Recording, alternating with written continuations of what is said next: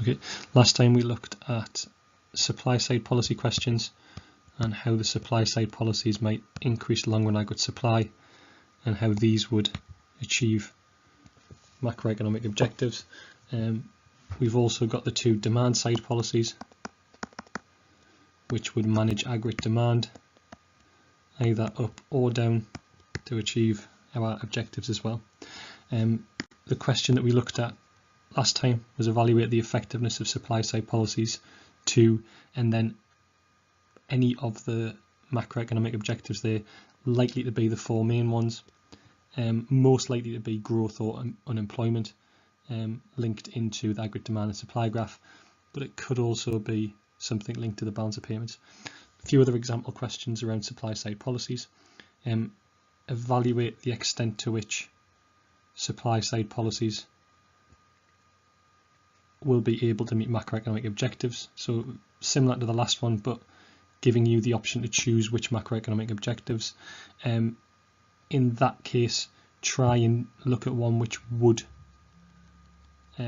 improve a macroeconomic objective, and try and think of a way in which it might not. So it could be the same as the previous question about an ineffective supply side policy done when there is very low aggregate demand in the economy, or it could be a conflict with another macroeconomic objective as well.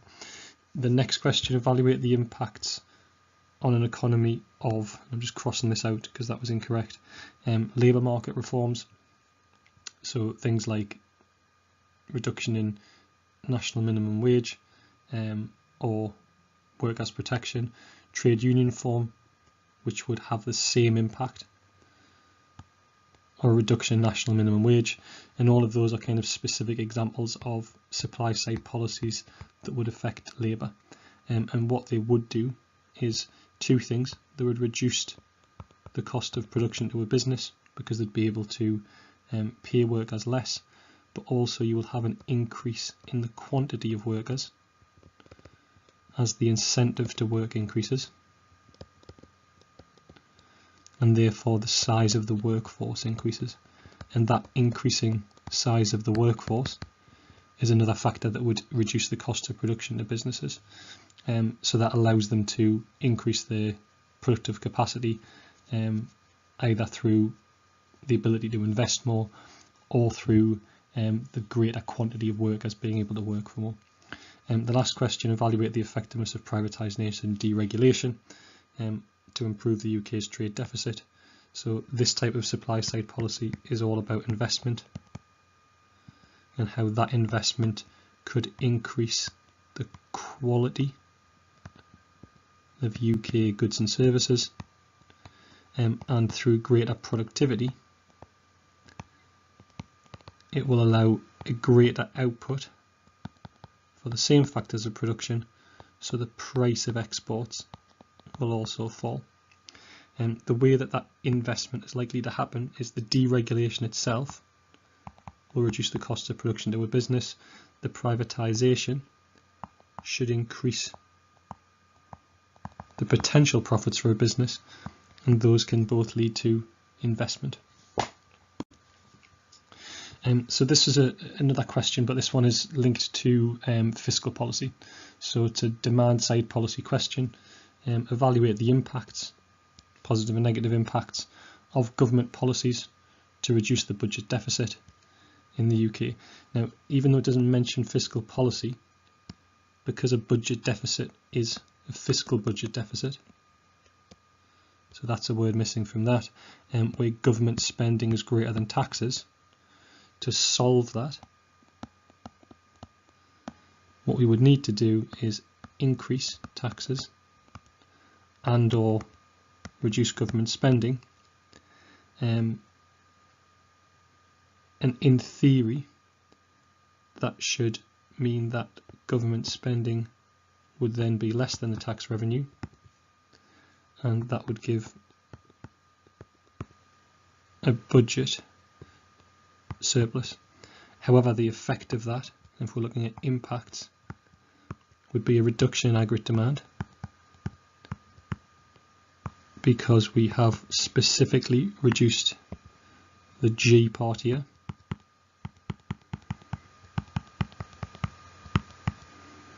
and aggregate demand, and by increasing taxes we will have also reduced the consumption part. So fall in aggregate demand, and then we can analyse this as in terms of positives and negatives. We have a reduction in the price level. That's one impact that can happen. We will also have a reduction in unemployment and an increase in economic growth. So we've got a positive in terms of the price level falling, so we might get price stability or lower inflation. We've got a negative though in terms of economic growth slowing down, and also incomes falling and unemployment rising.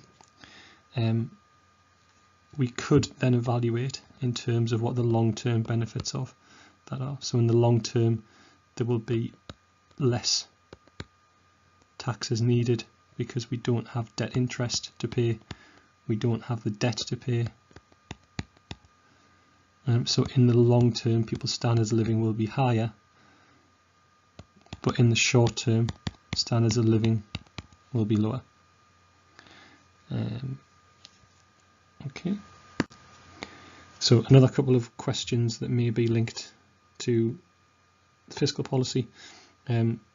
So this question, evaluate the extent to which demand side policies.